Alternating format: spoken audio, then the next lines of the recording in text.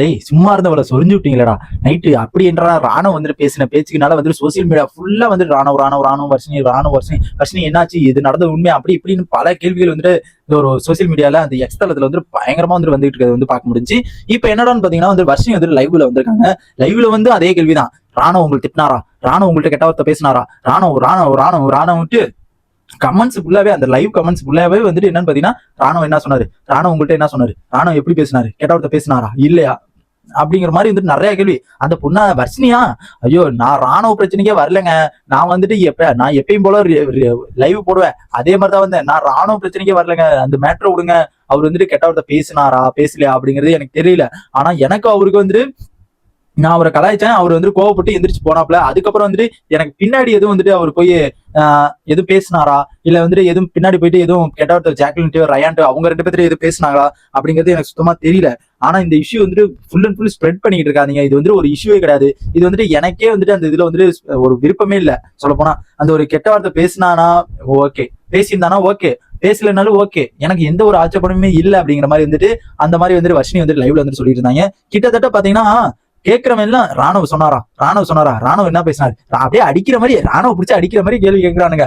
ராணுவ உங்கள்கிட்ட என்ன கதறினாரு, ராணுவ உங்கள்கிட்ட கெட்ட வார்த்தை பேசினாராமோ, என்ன வார்த்தை அப்படிங்கிறது அளவுக்கு வந்துட்டு அந்த ஒரு என்ன வார்த்தை அதை சொல்லுங்க, என்ன வார்த்தை அதை சொல்லுங்க அப்படிங்கிற அளவுக்கு வந்து கேட்க ஆரம்பிச்சிட்டானுங்க.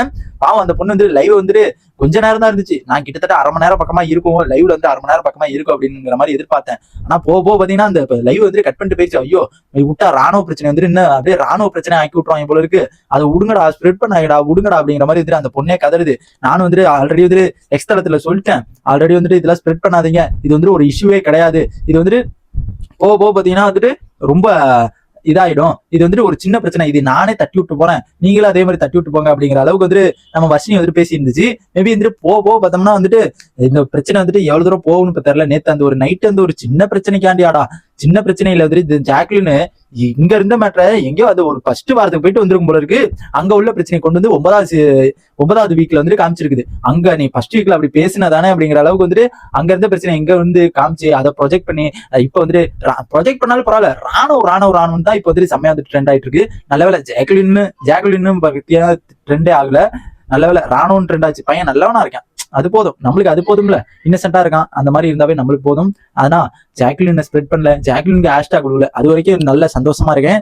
அண்ட் இதை பத்தி உங்க ஒப்பீனியனை மறக்காம கமெண்ட் பண்ணுங்க. மேபி வந்துட்டு அவர் வந்துட்டு கெட்ட வார்த்தை பேசினாரா பேசலையா, நிறைய பேர் இதுல வந்துட்டு உள்ள நிறைய பேர் வந்து தக் லைஃப்ல வந்துட்டு நிறைய பேர் பண்ணிட்டு இருக்கானுங்க. அதுலயே போற போக்குல எதையும் ஒண்ணு எடுத்துட்டு போக வேண்டியதான். ஏன்னா நிறைய தங் லைஃப் வந்துட்டு வந்துருக்குது. என்ன நடக்குது அப்படிங்கறத வெயிட் பண்ணி தான் பார்க்கணும். அண்ட் இதை பத்தி உங்க ஒப்பீனியனை மறக்காம கமெண்ட் பண்ணுங்க. இந்த மாதிரி பிக் பாஸோட எல்லா அப்டேட்ஸ் தெரிஞ்சுக்க நம்ம சேனல் சப்ஸ்கிரைப் பண்ணி சப்போர்ட் பண்ணுங்க.